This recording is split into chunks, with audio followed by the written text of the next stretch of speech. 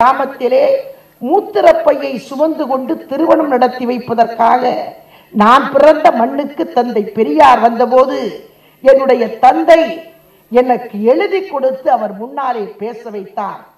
நான் நினைத்து கூட பார்க்கவில்லை. அன்றைக்கு தந்தை பெரியாருக்கு முன்னால் என்னுடைய மேடை பேச்சை தொடங்கிய நான் இன்றைக்கு பெரியாருடைய பெயரிலே விருதுவை நம்முடைய தமிழகத்தினுடைய முதலமைச்சரின் திருக்கரங்களால் பெறுவேன் என்று நான் எண்ணிக்கூட பார்த்ததில்லை. நான் நினைத்து கூட பார்க்கவில்லை. நான் உண்மையிலேயே தமிழ்நாட்டினுடைய முதலமைச்சர் அவர்களுக்கு என்னுடைய வணக்கத்தையும் நன்றியையும் மீண்டும் ஒரு முறை தெரிவித்துக் கொள்கிறேன். நான் இன்னமும் கேட்கிறேன், தமிழ் அறிஞர்கள் வந்திருக்கிறார்கள், தமிழ் பெரியவர்கள் வந்திருக்கிறார்கள், என்னை விட மூத்தவர்கள் வந்திருக்கிறார்கள், என்னை விட படித்தவர்கள் வந்திருக்கிறார்கள். நான் ஒன்றை மட்டும் கேட்கிறேன், தமிழ்நாடு முதலமைச்சர் எனக்கு பெரியார் விருது தந்தது தவறா? தந்தை பெரியாரின் கொள்கை என்பது கடவுள் இல்லை என்பது மட்டும்தானா? வேறு கொள்கையே இல்லையா?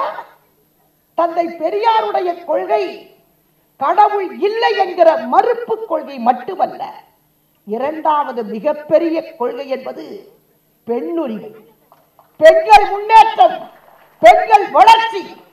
ஆகவேதான் தமிழ்நாட்டினுடைய முதலமைச்சர் ஒரு பெண்ணை தேடி பிடித்து பெரியார் விருது தந்திருக்கிறார். தந்தை பெரியாருக்கு பெருமை சேர்ப்பதற்காக ஜாதி மறுப்பு திருமணங்கள், ஜாதி இருக்கக்கூடாது. நான் கலப்பு திருமணம் செய்து கொண்டேன். என்னுடைய கணவர் கலப்பு திருமணம் செய்து கொள்ளக்கூடிய ஜாதியை சார்ந்தவர். என்னுடைய 2 பிள்ளைகளுக்கும் கலப்பு திருமணம். நான் பெரியாரின் கொள்கையிலே ஈடுபாடு உள்ளவன் இல்லையா? இன்றைக்கும் நான் பிறந்த ஊருக்கு சென்றால் என்னை அழைப்பதே கருப்பு சட்டைக்காரர் மகள் இவர்தான். இன்றைக்கும் சொல்லுவார்கள், கருப்பு சட்டைக்காரர் வீடு. என்னுடைய தந்தை திராவிட இயக்கத்திலே ஊறி போனவர். எனக்கு சிறு வயதிலேயே தந்தை பெரியார் அண்ணா என்று சொல்லி சொல்லி வளர்த்தவர். ஆகவேதான் தமிழ்நாட்டினுடைய முதலமைச்சர் பெரியாருடைய விருதை பெண்ணுரிமைக்காக போராடிய புரட்சி தலைவியின் தலைமையை ஏற்று இன்றைக்கு வழிநடத்தி சென்ற எனக்கு இந்த விருதை தந்திருக்கிறார். நான் உண்மையிலேயே சமூக வலைதளத்தை சார்ந்த நண்பர்களுக்கு தெரிவித்துக் கொள்வேன், தந்தை பெரியாருடைய கொள்கை என்பது ஒரு வட்டத்திற்குள்ளே சுருக்கி விடாதீர்கள். அதை சார்ந்த வட்டம் விதவை திருமணம் இருக்கிறது, பெண்ணுரிமை இருக்கிறது, பெண்கள் வளர்ச்சி இருக்கிறது, ஜாதி ஒழிப்பு இருக்கிறது. எத்தனையோ வித்திட்ட பிரச்சனைகளுக்குத்தான் தமிழகத்திலே விடை கண்ட தலைவர் புரட்சி தலைவி அம்மா அவர்கள்.